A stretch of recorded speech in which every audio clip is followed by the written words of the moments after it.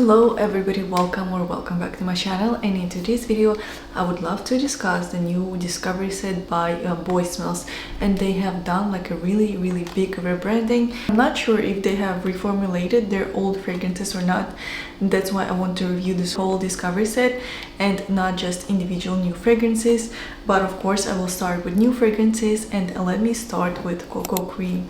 And so Coco Cream, it kind of smells like something that I would expect Sol de Janeiro would release. It has the same kind of like tropical, very kind of body sprayish, coconut beach type of vibe about it, and it smells again like body spray to me, and it doesn't really smell like perfume.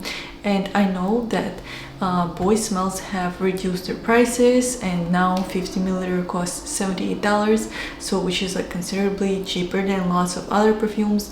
But honestly, it shows, like at least in Coco Cream, it smells more so like Sol de Janeiro, and like no shade to Sol de Janeiro, I like their scents, but there is time and place for that, and I guess there is time and place for this scent as well. And so it smells to me like very, like I've said, coconutty, very tropical, milky, smooth, creamy. Like there's lots of coconut, there's tiara flower, and there's some like milkiness, intense milkiness about it, which is pleasant. But again, it kind of smells like your skin mixed with like sunscreen and the salt from the ocean, which is pleasant. But for me, this is like a very young type of fragrance, and it's not the scent profile that I personally would gravitate towards. And next fragrance is going to be Rosy Cheeks. And Rosy Cheeks smells very fruity, juicy, bright in the opening. Like there's definitely lots of that pomegranate that I can smell, and I love pomegranate. Pomegranate is one of my favorite fruits, and honestly I haven't really smelled a lot of pomegranate in fragrance. That's definitely a plus for this fragrance. It adds like a unique note that not a lot of other fragrances have, and I do enjoy this note here as well. But I would say the most prominent note after the pomegranate is the rose. Like a rose definitely takes over after the fragrance dries down, and it becomes like fruity type of a rose. It's definitely very easygoing, very young, playful, fruity type of rose. And there's a slight hint of cassis that makes this fragrance slightly more juicy and like gives it like a very small hint of greenness. But overall I would say that the fruitiness from pomegranate and the floral accords from rose are the most prominent. And honestly, I don't really pick up on the woods in the dry down. To me, this is very rose forward, and if you like a light take on a rose, definitely give this one a chance. But I would say this is nothing very unique or groundbreaking or nothing super special. At least for me, this is not the scent I would gravitate towards, at least myself. I don't want to sound like a snob, like I really don't want this video to come out negative. I'm just giving you my very honest opinion on these fragrances, and that's all. And next fragrance is a Sugar Baby, and this fragrance is very sparkly, bright, and also juicy in the opening. I did really find the opening very pleasant, and I would say that I do get lots of like honeysuckle, lots of this sugary feeling. It really smells like sparkling sugar. It smells like crystallized sugar, you know, something very sugary, but at the same time very airy and transparent.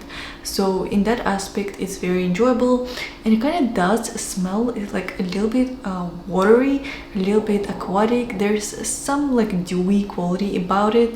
I don't really know if dewy is the right word to describe it, but maybe watery is like the better feeling to describe it. I know there is a note of water lily, and maybe that's why it smells watery. I never really smelled water lily, and I don't know how it smells like, and that's why I cannot really distinguish if I can smell it here or not. But I do definitely smell the wateriness here. So I would say that if you like very like easygoing, very playful, very sparkly type of fragrances, you're gonna love Sugar Baby.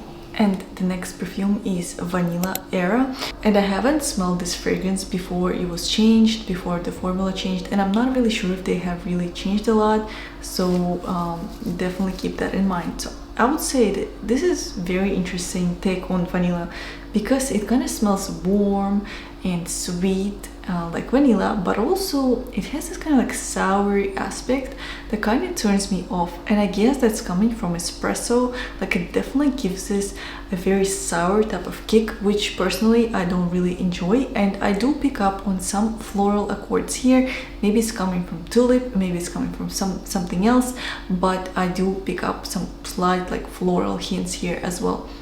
I would say that this is not a fragrance for me, but definitely give this one a chance if you enjoy a little bit of the sourness in your fragrances, and also if you enjoy espresso, also give this one a chance because you might like it. And last but not least is a Woodphoria, and honestly, surprisingly, this might be one of my favorites from the bunch, one of my favorites from the Discover set, because it smells the most unique and most interesting, and it kind of, you know, makes me want to smell it again and again to discover this fragrance, and it makes me strive to understand it versus like the other scents. I feel like they were pretty straightforward and not very unique and not super like interesting, and this one is kind of more on the interesting side, I would say. It smells very woody to me. It smells like dry wood. It also smells slightly sweet, maybe that's coming from coconut or the fig, and then it also smells like coconutty because the coconut note, at least for my nose, is pretty prominent,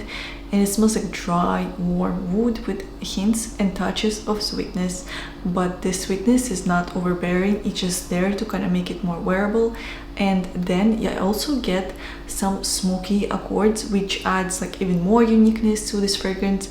And overall, I feel like this is a very well balanced and very nice take on a woody, smoky type of fragrance. And if you're into this type of scent profile, definitely give this one a chance. And I would say that this is like more approachable take on the woody, smoky type of scent profile. And so if you're kind of trying to tap into the scent profile, or if you're open to exploring but you haven't yet, then definitely give Woodphoria a chance, because like I've said, I think it's a pretty good take on this scent profile.